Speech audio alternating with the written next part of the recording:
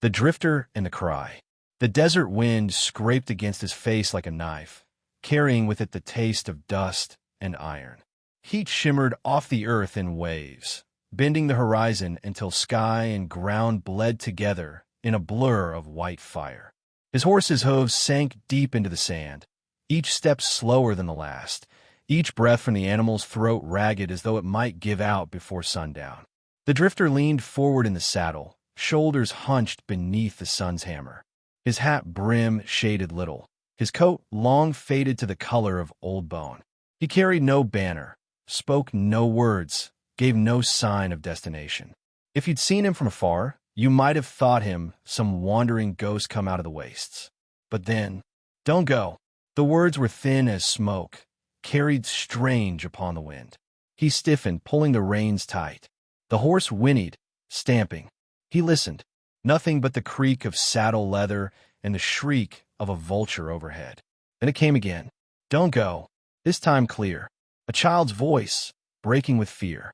His eyes cut toward the rocks that hemmed the trail. Heat waves shimmered, mirages bending the air. But from the shadow of a dry mesquite came movement, a small figure scrambling barefoot over the stones, dust-caked and trembling. A girl. Couldn't have been more than 8. Her dress was torn, her cheeks streaked with tears that cut pale lines through the dirt. She stood in the road as if daring him to ride her down, fists balled tight, though her knees shook. The drifter sat motionless.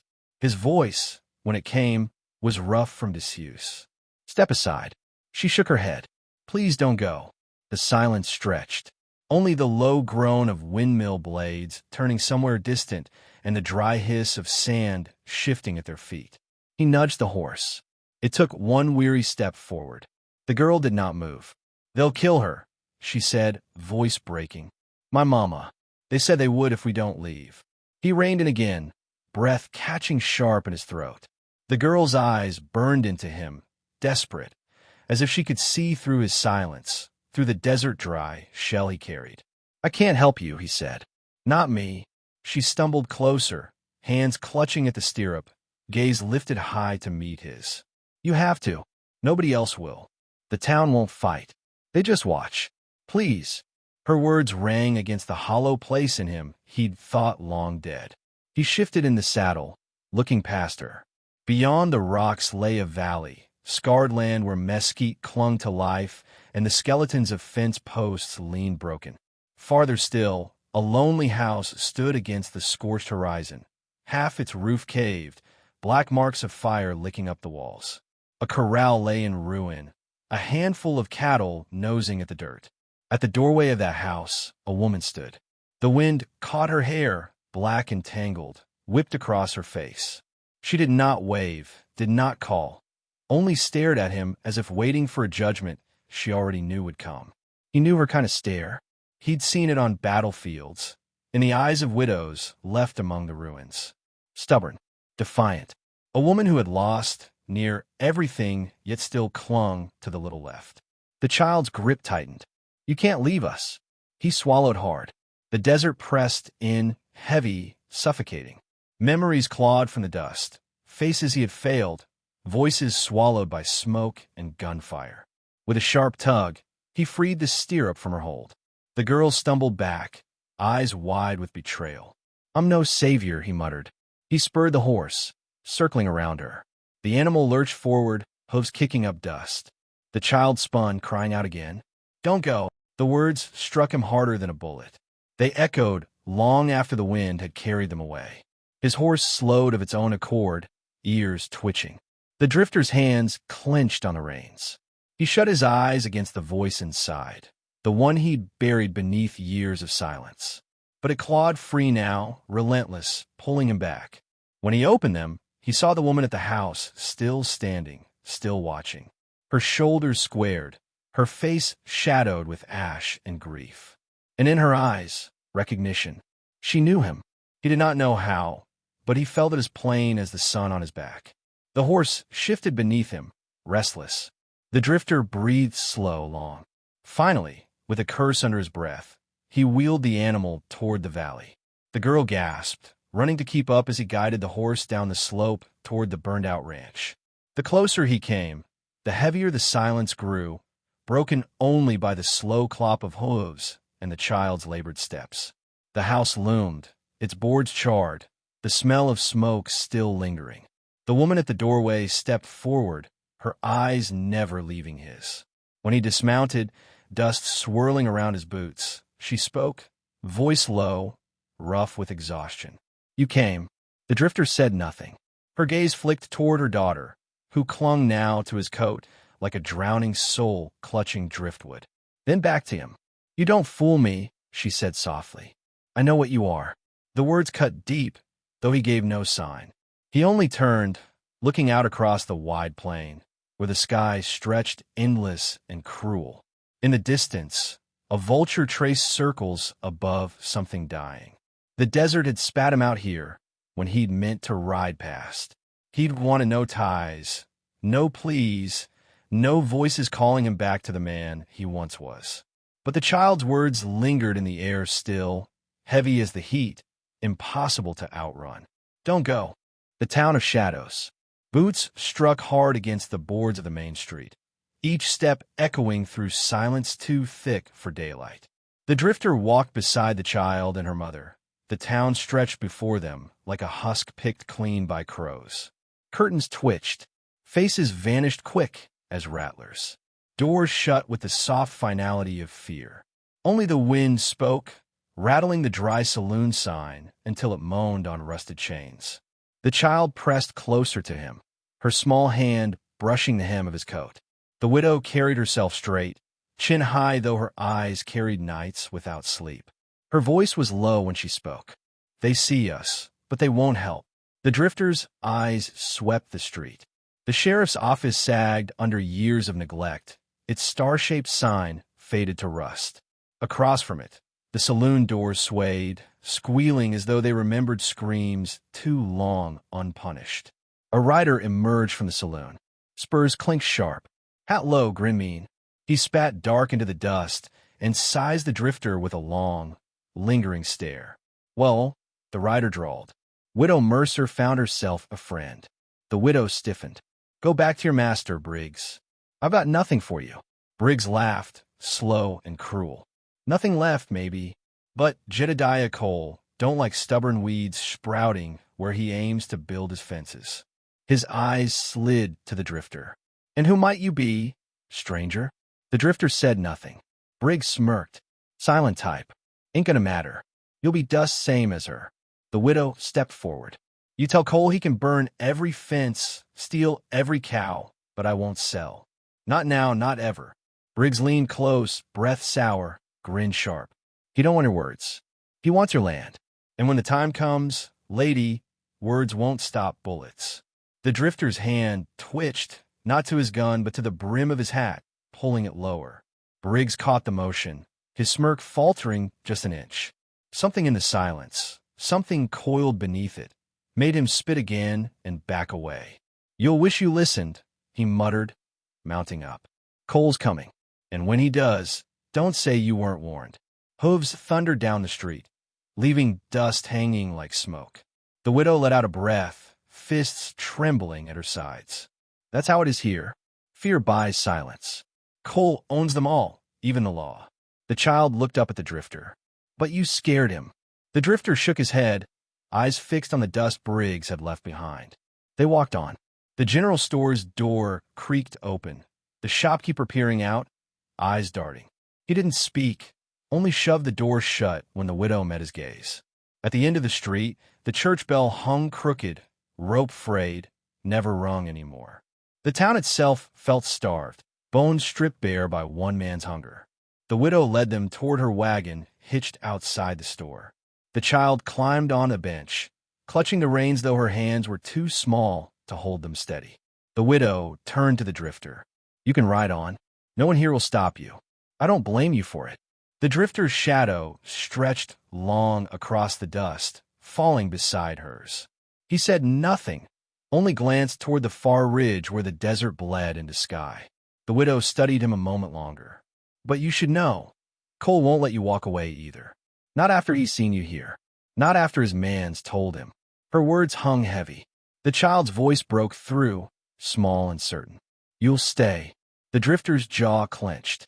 He turned, walking past them toward the blacksmith's, where tools hung silent and the forge lay cold. He picked up a broken hinge from the dust, set it back on the shelf, as though it mattered. His hands, though scarred and cracked, were steady, steadier than any man's ought to be after miles of desert.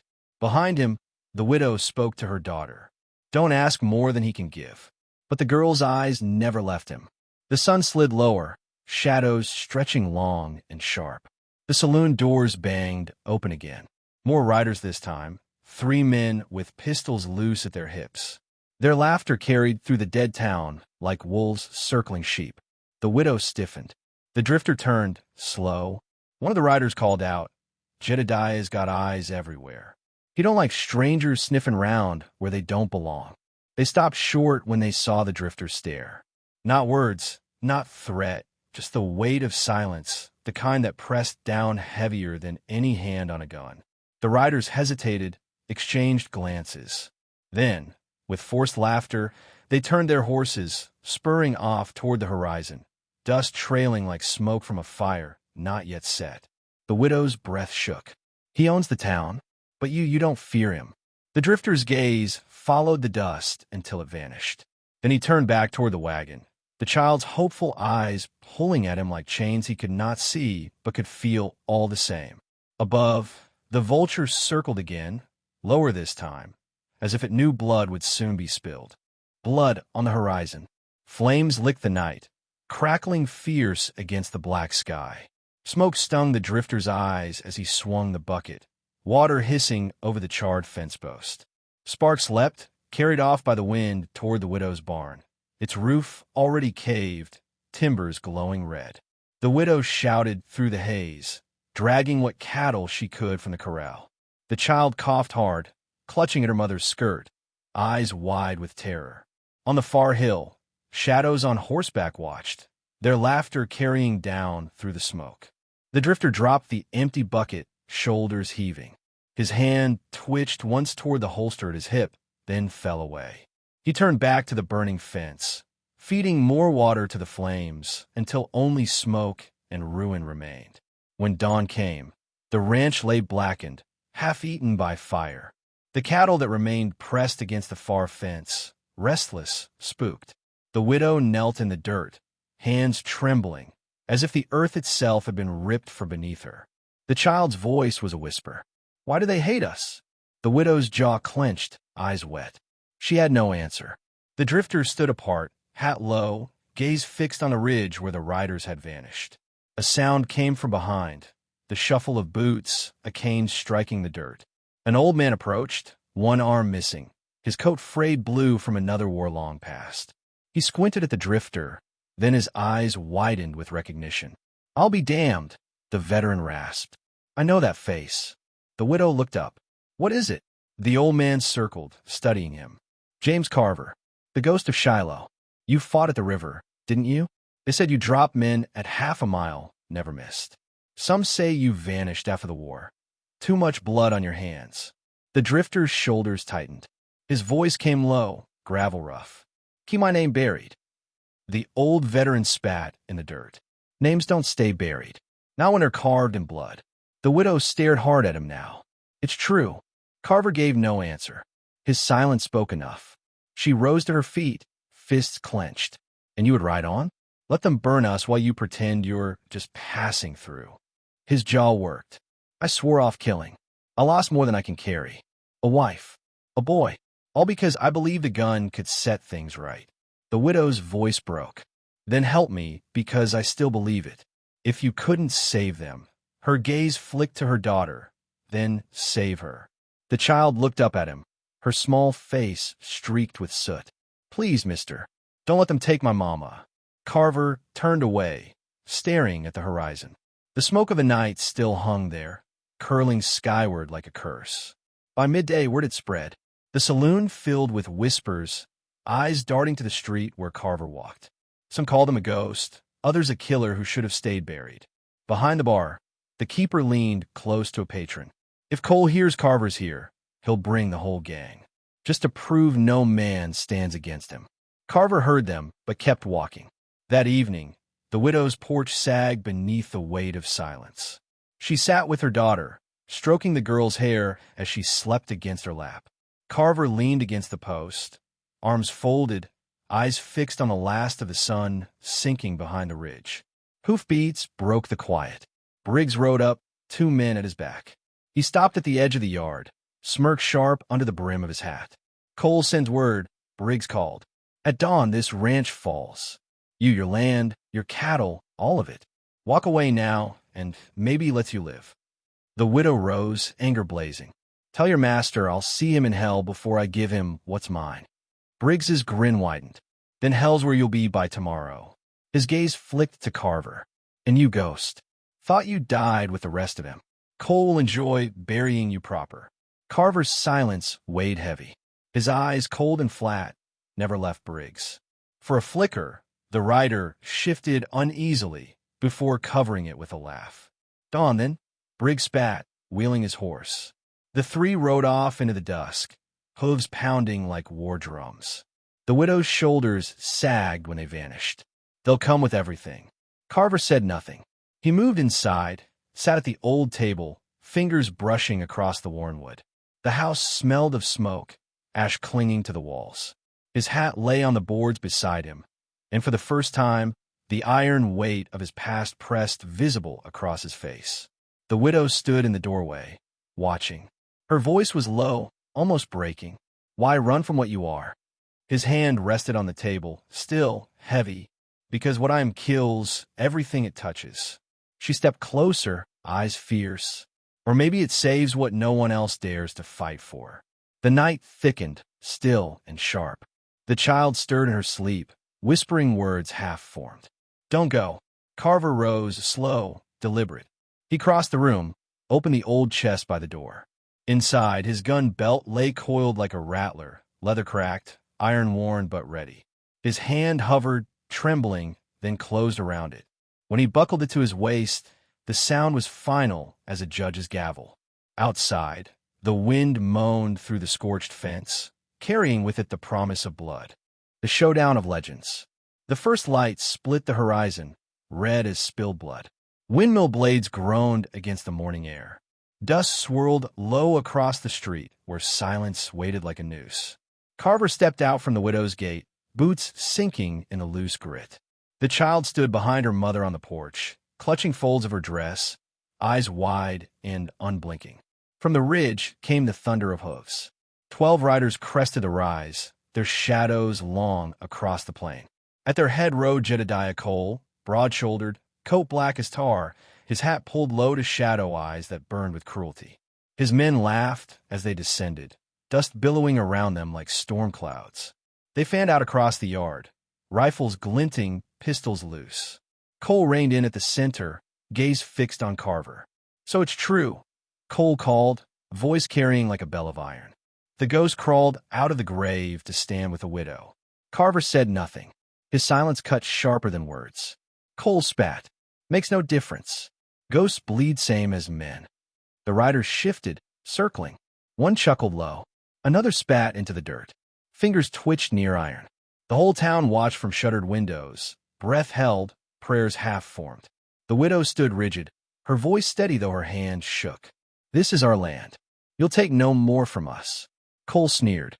"You think one man and a widow stop me? When I finish here, the rest of this town will crawl to me on their knees."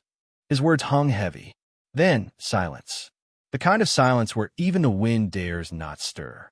Carver's hand hovered near his holster. Slow, measured, a rattler ready to strike. The first rider moved. Gunfire cracked like lightning. The air split with smoke and flame. Carver's pistol barked once, clean and sure. A rider dropped from his saddle before his bullet left the chamber's echo. Chaos erupted. Horses screamed, men cursed, rifles thundered. Carver moved with a precision too sharp for flesh and blood. His shots rang steady, each one finding its mark. A man pitched backward, another fell across his horse's neck, another dropped with eyes still wide in disbelief. The widow dragged her daughter behind the porch beam, shielding her as bullets tore into the boards. Dust sprayed, glass shattered, the yard became a storm of lead. But Carver walked through it like a shadow. each step deliberate, each shot final. The riders fell, one by one, their laughter silenced, their bravado buried in dust. When the smoke cleared, only Cole remained. He sat tall in the saddle, jaw clenched, pistol drawn. His men lay scattered in the dirt around him, their blood dark against the pale morning. Cole's voice was low now, thick with rage. So the stories were true. Ghost of Shiloh, killer of men. But you ain't faced me yet. Carver's gaze lifted, steady. Cole swung down from the saddle, boots striking hard. He walked forward, pistol raised, grin sharp as broken glass. They'll remember this day, how Cole killed the ghost. The two men faced each other in the dust. The whole world narrowed to the space between them. The widow held her breath. The child buried her face in her mother's dress. Cole sneered. Draw. The wind stilled. Time bent. Carver's hand moved. Not fast, inevitable. His pistol cleared the leather smooth as a river stone. The crack split the dawn. Cole staggered, eyes wide, hand clutching at the hole blooming red across his chest. He tried to speak, but only blood came. He fell to his knees, then to the dust. Silence again. Only the creak of the windmill. The town stirred. Curtains lifted. Doors creaked open. Faces emerged, awestruck, trembling. They looked to the widow, to her child, then to the drifter standing alone among the fallen. But when they stepped forward, Carver was already walking away. He holstered the pistol, mounted his horse, and turned toward the horizon where desert met sky. No words, no claim, no thanks taken. The child broke free from her mother, running a few steps after him. Her small voice carried soft, certain, "Thank you, Papa." Carver did not turn, but his shoulders stiffened just once, as though the word had struck deeper than any bullet. Then he spurred his horse and rode into the rising sun, his figure swallowed by light and dust. On the porch, the widow gathered her daughter close, tears bright in her eyes. Around them, the town stepped from shadows, seeing what they had not dared to believe, that one man could stand against the darkness. And somewhere, on the wind that swept the empty street, the old storyteller's voice carried, worn and timeless. They say a ghost walked into that town and left it breathing again. Some swear he was flesh. Some say he was more spirit than man. But all agree on one thing, that when the dawn rose red, justice came riding with it. And if you listen close, out in the desert, you can still hear a child's voice, soft as the wind. Don't go.